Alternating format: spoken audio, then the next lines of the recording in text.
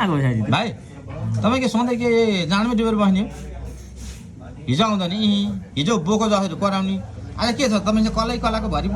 कलाले भरिपूर्ण मान्छे हो तपाईँ तपाईँको आँखामा के मोतीबिन्दु लागेको छ यहाँ जाँडमा म डुबेको छु कि कोदोको गेडा डुबेको छ कोदाको डुबेको छ त ठिक छ कि अब एकपल्ट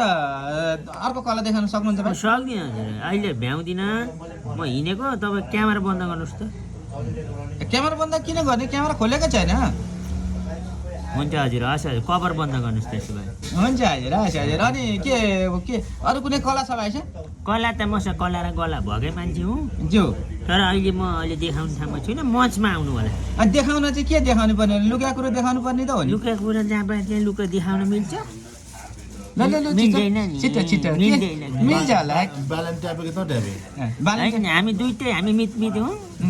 ल त यता हेर त भाइ चस्मा खोइ त बालनको चस्मा ल न एकपल्ट दिउँ त अहिले तपाईँले अर्को कला एउटा छ अरे कुकुर जस्तो नि भोग्नुहुन्छ अरे एकपल्ट भोग्दिनु अहिले भोग्न मिल्दैन भोग्दिनु एकपल्ट सुनिहाल्नु नभए हिजो बोको